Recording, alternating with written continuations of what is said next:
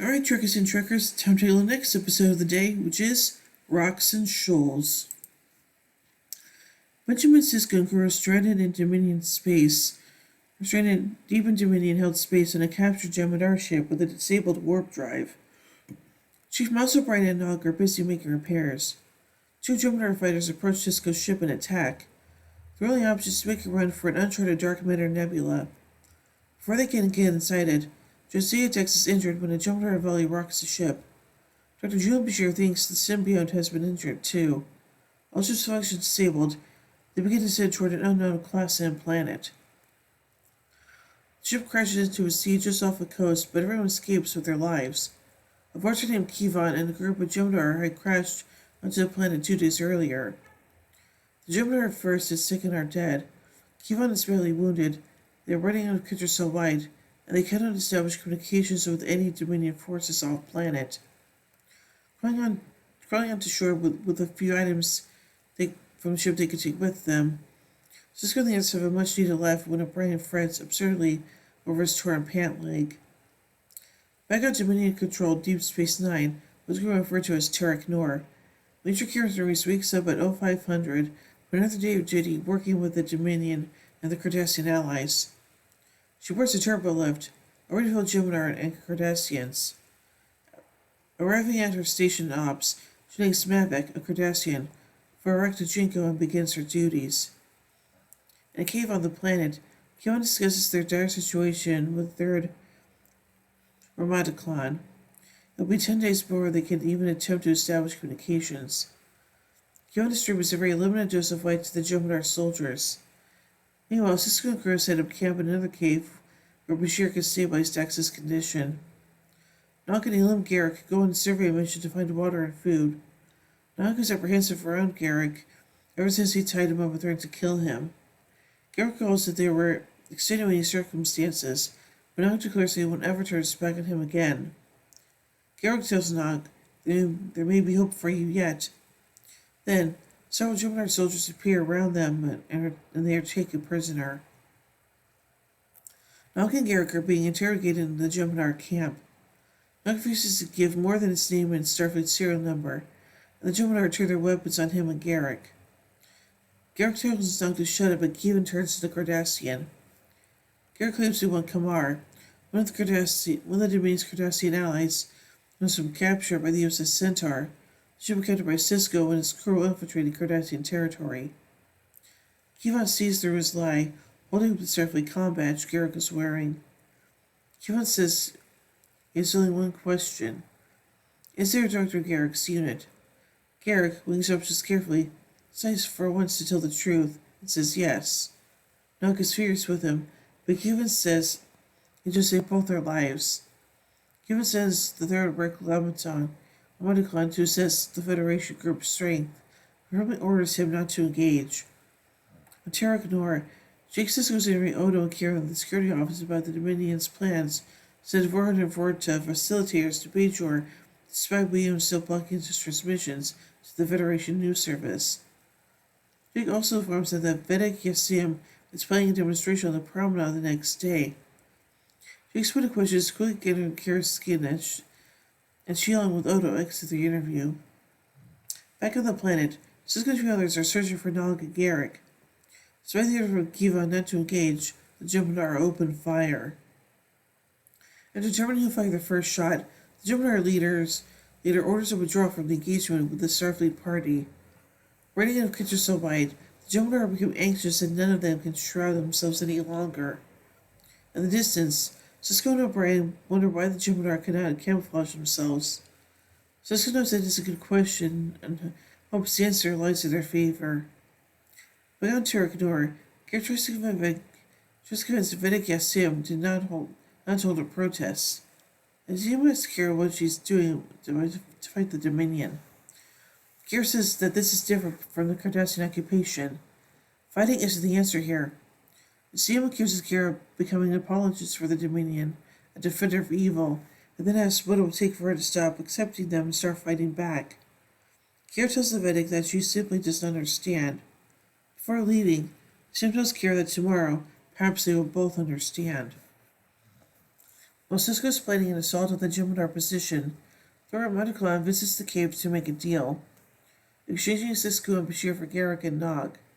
Cisco surprises him by quoting a Jem'Hadar proverb, "Obedience brings victory." He tries to sow suspicion and resentment in the Monoclon for his Forza handler by referring to the Joint Dominion Starfleet operation, after which Forza was killed by the Jem'Hadar first, and points out that even though Ramataclon is the senior surviving Jem'Hadar, Kiva will not see fit to promote him beyond the rank of third. Ramataclon will not have it, and states that he was only instructed to deliver the message. Cisco claims not to Dorsa.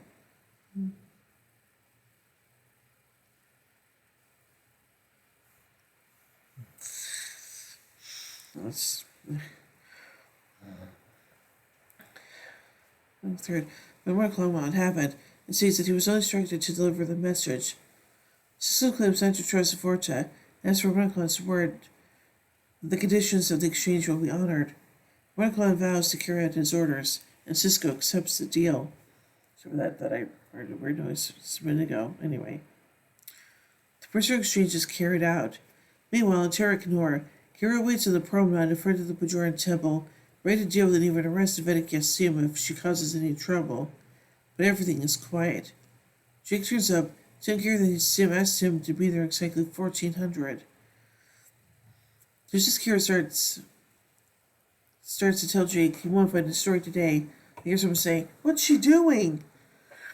They look up to see Yasim standing over the railing atop the upper level of the promenade with a noose around her neck.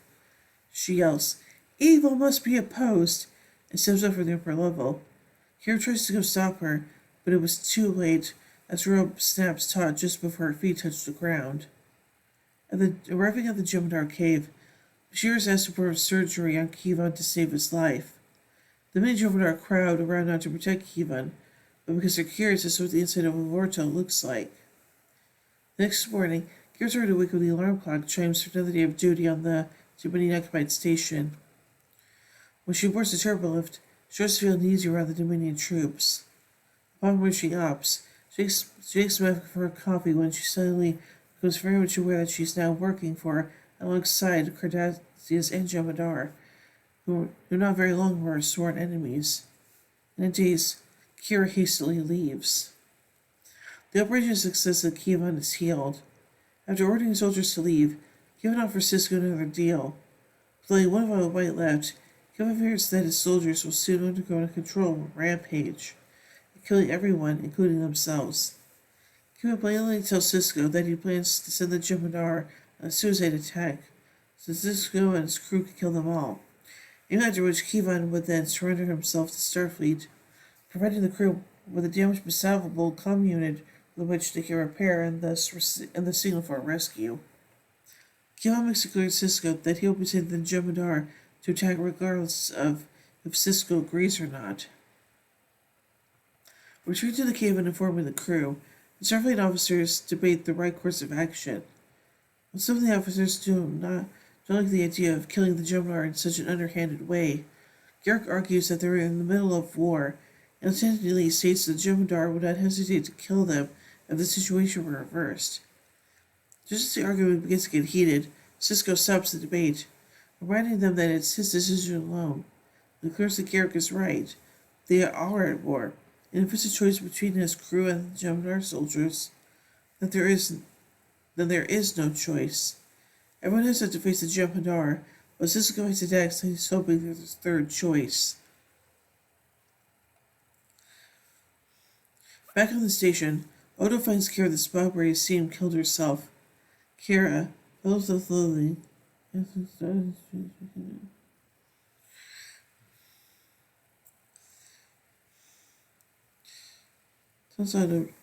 on the station, Odo finds Kira the spot where Yasim killed herself. Kira, filled with self-loathing, tells Odo that during the occupation, as far as she was concerned, either fighting the enemy or helping them. Half the Alpha Quadrant are risking their lives fighting the Dominion for her freedom. She was ready to arrest Vedic Yasim for protesting the station occupation. Since she's not fighting the Dominion, it follows that she's helping them and defending them, which makes her a collaborator. However, Kira vows that she will defend the Dominion no longer, and it's time to start fighting back. Odo tries to persuade her demanding not to, reminding her that Cisco wanted Bajor and his people kept out of war. But Kira makes clear she won't let anything or anyone stop her. Seeing her determination, Odo decides to help her put together a resistance cell to fight the Dominion and the Cardassian allies. In an arid canyon on the planet, before the Jem'Hadar assault, Cisco tells Ramadaklan that the Jem'Hadar were betrayed by the Vorta, but turns out Ramadaklan already understood the massive tactical error of approaching this group from the canyon. Despite how it may appear, the Jem'Hadar are one step ahead of the Vorta. Cisco offers to allow the Jem'Hadar to surrender, but Ramadaklan can't/won't even consider that option. Cisco tells Ramadaklan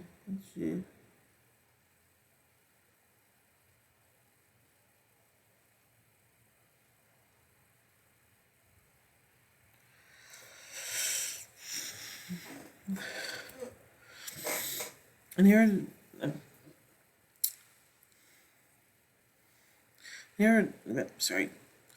arid canyon on the planet before the Jem'Hadar assault. Cisco tells Ramadaklan that the Jem'Hadar were betrayed by the Vorta, but turns out Ramadaklan already understood the massive tactical error of approaching a group from this canyon. Despite it may appear, the Jem'Hadar are one step ahead of the Vorta.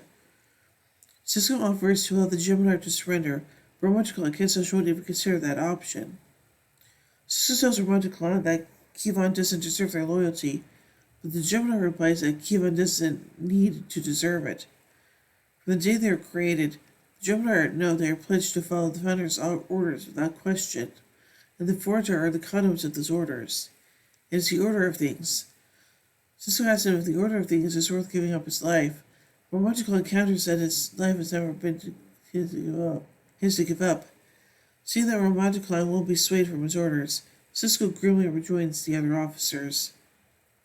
Telling his men, "Our death is glory to the Founders," Ramadaklan leads his men on a futile charge towards the ridge. Returning fire, the Starfleet contingent guns them all down, at the cost of one of their own. A few seconds later, Kivon arrives, glancing at the soldiers who gladly sacrificed to save his own life, and himself as a prisoner of war, arguing that Cisco and the other officers would all be dead if he had 2 more vows of light. Cisco was driven by the urge to shoot the Smuggler's Vorta with his phaser rifle there and then, but manages to push past some disgust to order that Kivon be taken into custody. Brian tells Brian to start repairing the communication systems. Cisco orders a burial detail for Gordon and the dead Jem'Hadar.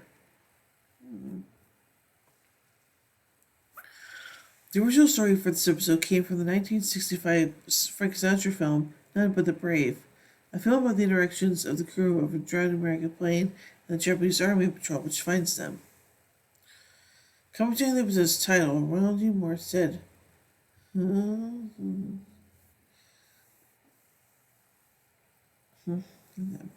Commenting on the episode's title, Roger Moore said, "The title seemed immediately right to me. This episode deals with the characters running up on the rocks entering shoal water. I think that the phrase itself actually refers to the Royal Navy's judicial system, but I could be wrong. In any case, the title just came to me as I was working on the script, and although later I remember the judicial connection, I wasn't apparently for the same reason."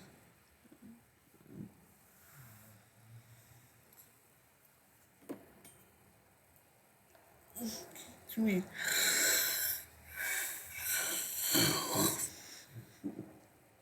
In any case, the title just came to me as working on the script, and although later I remember the judicial connection, it wasn't the initial reason for the title.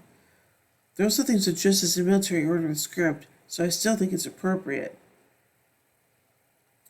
The writers had Dax injured in this episode because Terry Farrell has a skin condition that prevents her exposure to direct sunlight. She later commented that this was the reason she did not do much exterior filming and was teased by crew members for working with the parasol. The star date is given us a momental and dialogue, but is preserved for the script in closed captioning. The episode was filmed in a rock quarry in Sun Valley north of Los Angeles. This was basically the same location which has been used for Cardassia 4 and Homecoming, for Dazaria in Indiscretion, and for Targa 4 in the ship. The quarry contained water. All the shots of the ocean and the shoreline were digitally created. As with both the Homecoming and the ship, temperature during the shoot for this episode would reach unexpected highs and cause a great deal of discoverable cast and crew. During the filming of the ship, temperatures reached as high as 124 degrees Fahrenheit. During the shoot for Rocks and Shoals, they were even higher, 128 degrees. It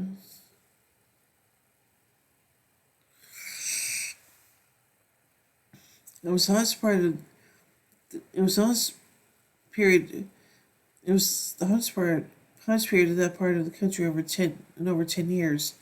So the makeup was melting on camera, and the results seemed as Psyche was melting in the heat. The temperature deemed the weather check on Friday as they were scheduled to start shooting on Monday, and it was 80 degrees with a light breeze.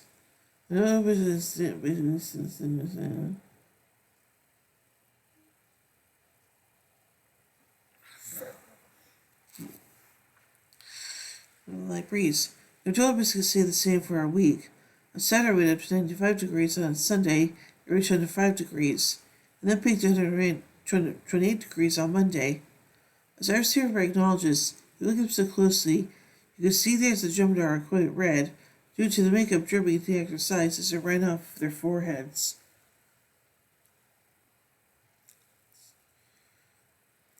The stealing episode of the Dominion Invasion arc, in which Marco Lima and Casey Biggs do not appear. Michael Dorn and Armin Shimmerman do not appear in this episode, although a scene in the script has Worf rescuing the Starfleet crew aboard the IKS Rataran. The scene saw the crew burying Gordon and Jem'Hadar. Worf is declaring his veto, and Garrick tells Worf, "For once, Mr. Worf, it's good to see you." Worf is to the grave and tells Sisko that you were outnumbered. It must have been glorious. According to Ira Stephen Bear, that scene was not filmed due to the extreme temperatures at the time and the lack of light. The rest reminds it was much better to add on a close-up of Sisko. During 3 days of shooting,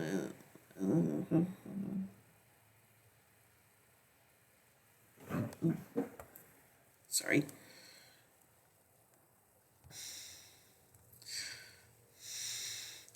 Most of the great tell Sisko that you were numbered. It must have been glorious. According to Stephen Oster, the scene was not filmed due to extreme temperatures at the time and the lack of light. The rest of it was much better to add on close with Sisko.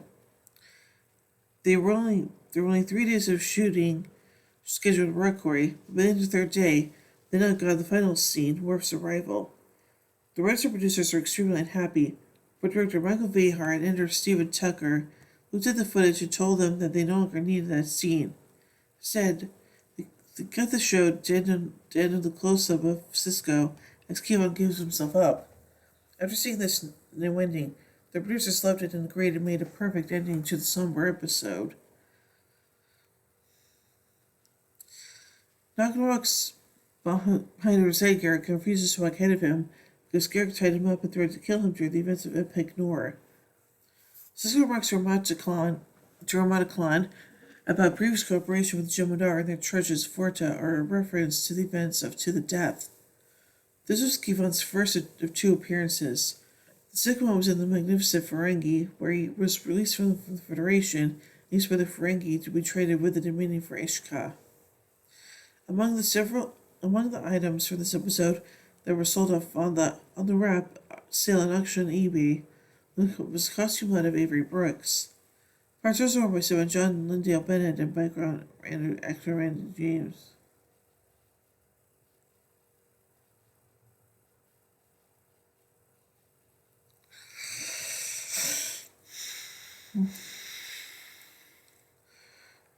The captured Jem'Hadar ship ends its story just as it began in the ship, a crash landing on a planet. The filming location is in fact the same. This will share some other parallels as well. Both of the Starfleet groups stranded on a planet and a confrontation between them and the Jem'Hadar. Both episodes also end with the Gemini all dead, their virtues surviving, and the casualties of the conflict weighing on Cisco. Oh boy.